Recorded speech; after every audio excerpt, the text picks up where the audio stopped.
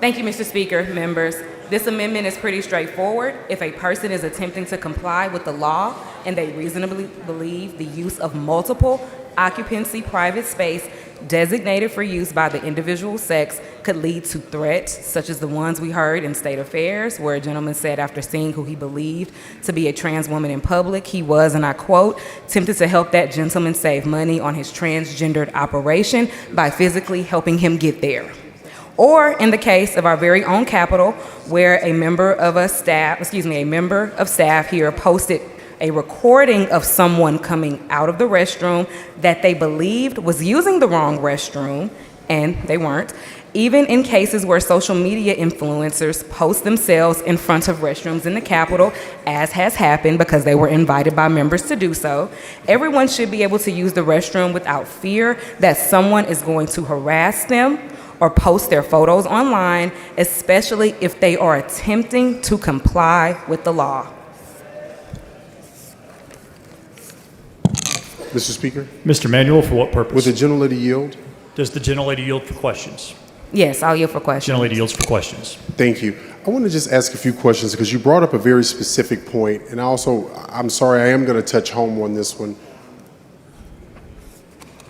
How does this bill affect, and what you're trying to do with this amendment, how does it affect black trans women who, from my understanding, well, it's actually black and brown women, but particularly black women, black trans women, the violence that happens to them on a daily basis, just being black and trans?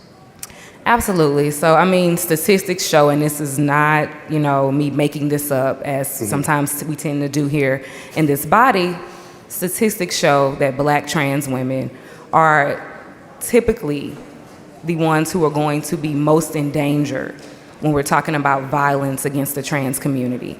And so when we're talking about a group that's already marginalized, a group that's already highly visible, we want to ensure that we are not incentivizing people to put trans women in harm's way, but also on the other side of that, most people cannot look at someone and readily identify who they and what they are.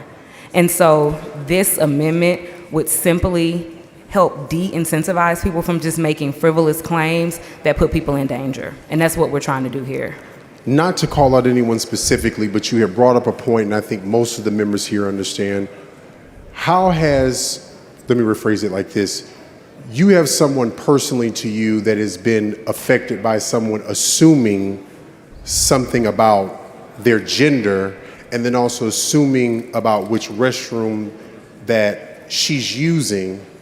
How has that caused violence for you, your office, and your staffers who've had physical threats projected onto them based on someone's assumption?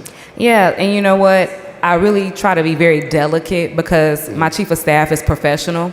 She's worked in this building since 2019. She does not testify in committee. She often comes and sits in the gallery and has to kind of totally just check out when people in this body are saying transphobic things about, people in her community. But what I can say is that she was falsely accused. Her and I had another trans staffer falsely accused of using the wrong restroom. And not only did she herself receive death threats, my entire office.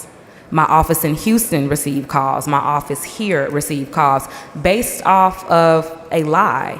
A social media influencer who was invited by a member was hanging out by the restrooms, decided to record near the restroom, which I thought was something that you could not do, and put not just my office, but our entire hallway in jeopardy, because once that video was posted and it started to be shared over and over, people began to call house admin and make complaints. So like I said again, we want to ensure that if people are trying to follow the law, regardless of how ridiculous or just, offensive or oppressive we feel that it is, that they should be able to do so, and that we want to de-incentivize people who are going to make bad faith claims that are going to put people in danger. And then I also have one other question.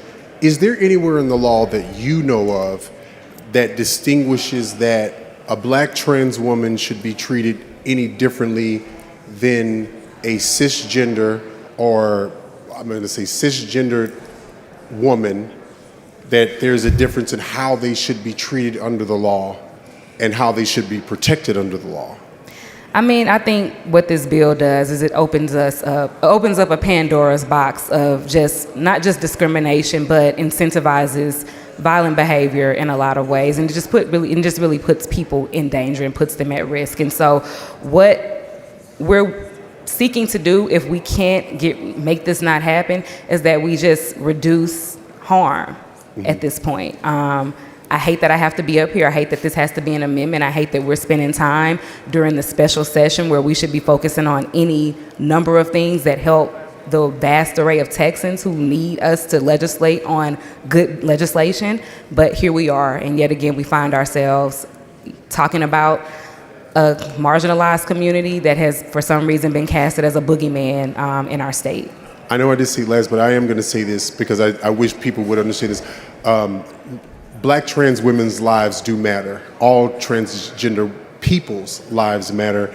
And I just want to ask this from one last point of view, and I promise is, how does it affect you in a city to hear about the violence, and how does it harm the community as whole when misinformation is put out against transgender men and women and people in the community?